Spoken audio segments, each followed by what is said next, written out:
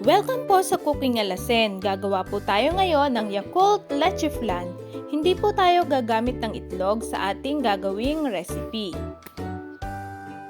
Napakasarap po na rin, kaya manood kayo hanggang sa matapos ang ating video.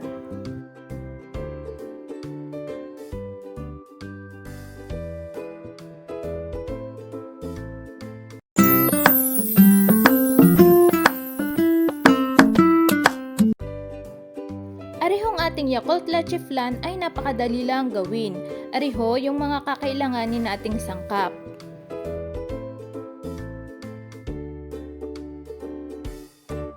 1/2 cup ng cornstarch, 1 teaspoon ng vanilla, 1 can ng condensed milk, 1 can evaporated milk, at 2 bote ng Yakult.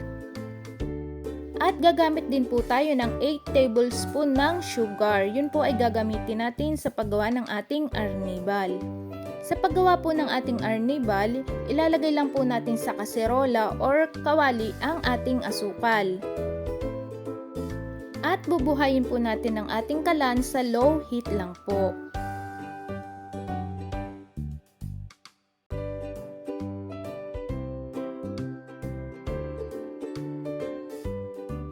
At maglalagay din po tayo ng 4 tablespoon ng tubig para madali po siyang matunaw at hindi po siya mapait kapag naluto.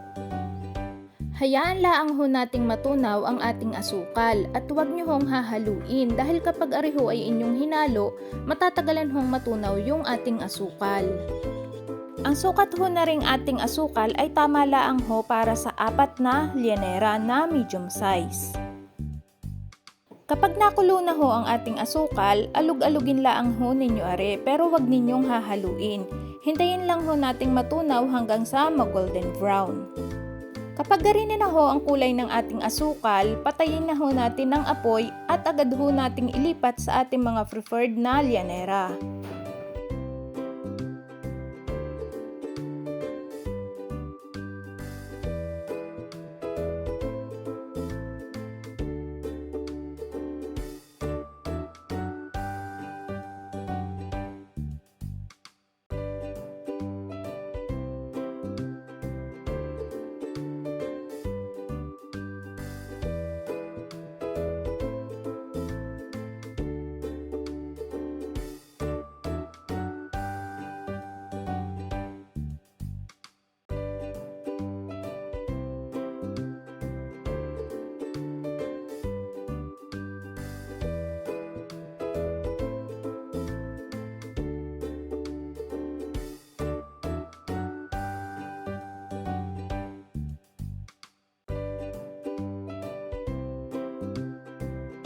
Kapag naisali na ho natin ang ating arnibal, atin muna ho aring isa-set aside at gagawa naman ho tayo ng ating Yakult flan mixture.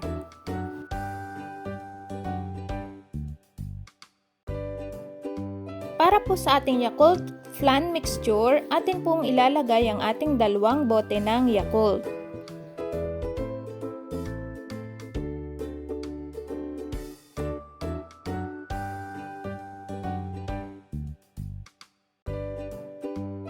Isang lata ng condensed milk, kahit po anong brand ay pwede nyo pong gamitin.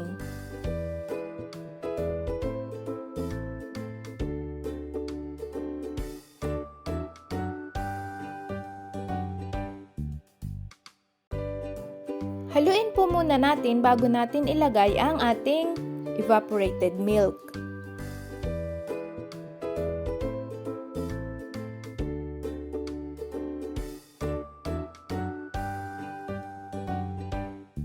Next po ang ating evaporated milk. Maaari din po kayong gumamit ng fresh milk. Halu-haluin lang po natin habang inilalagay natin ang ating evaporated milk.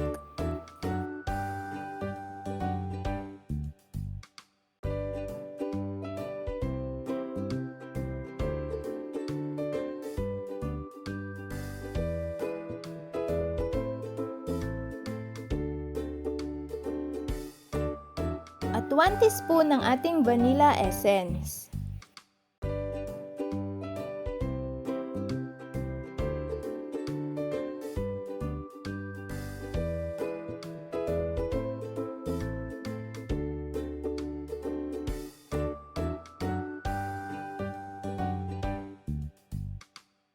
Atin na pong ilalagay ang ating 1/2 cup ng cornstarch. Atin ho aring hahaluing mabuti hanggang sa matunaw na yung ating cornstarch at wala na po tayong makikitang mga buo-buo.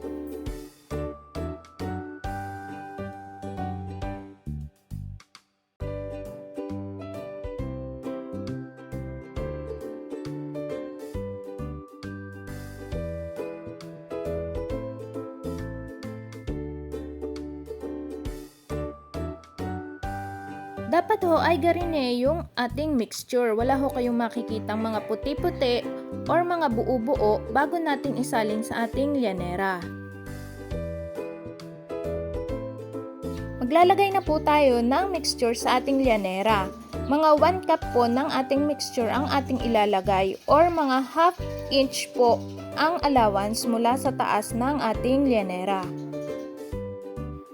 Kung meron po kayong gustong recipe at gusto po ninyo ng simpleng procedure, i-comment down below lang po ninyo para magawan po natin ng mga simpleng procedure.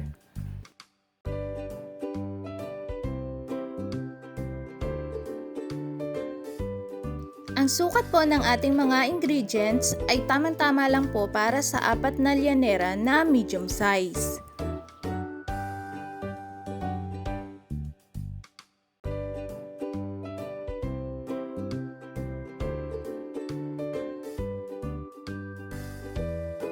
Atin hong tatakpan isa-isa ang ating flan mixture. Dini ho sa amin ay nakalakhang ko na kapag nagawa ho ng leche flan ay binabalot sa plastic labo. Pero maaari naman din hong takpan ng aluminum foil. Ari naman ho ay para maiwasan laang na malagyan ng tubig yung ating flan mixture habang ating ini-steam.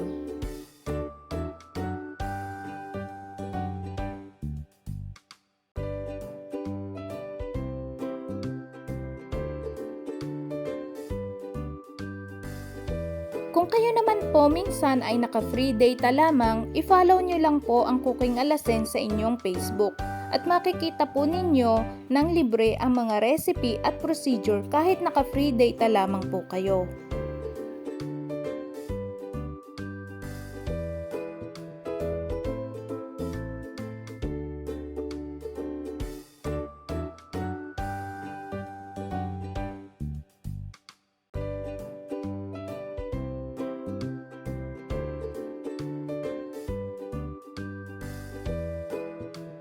Kapag nabalot na po nating lahat, atin na pong i-arrange sa ating steamer.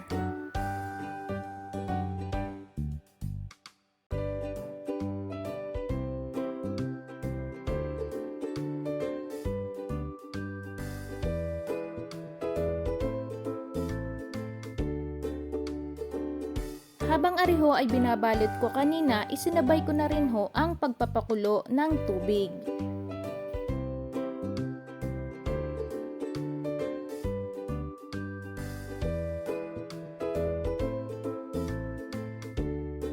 Steam lang ho natin are ng 35 to 40 minutes or depende ho sa sukat ng inyong gagamitin na molder. Sa mahinang apoy lamang po natin are lulutuin.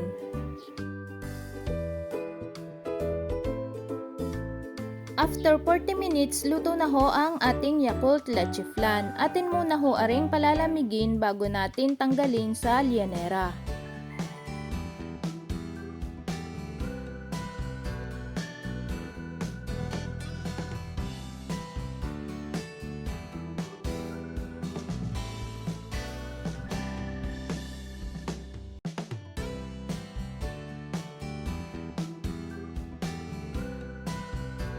Malamig na ho are kaya atin ang isasalin sa ating plato.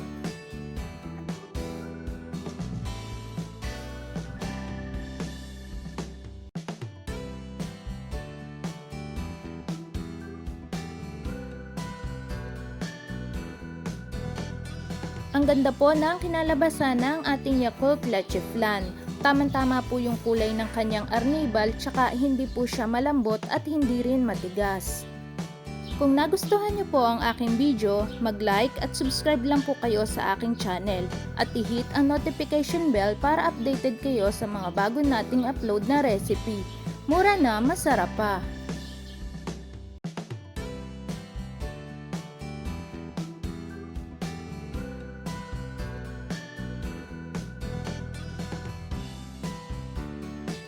Creamy po yung ating lecheflan. Malalaman nyo naman po yun pagtusok pa lang ng ating kutsara. Para po sa akin, mas masarap pong gamitin ang Yakult kaysa sa itlog dahil wala po siyang lansa. For more budget-friendly recipe, i-click nyo na lang po ang alin sa mga are. Maraming salamat po sa panunood.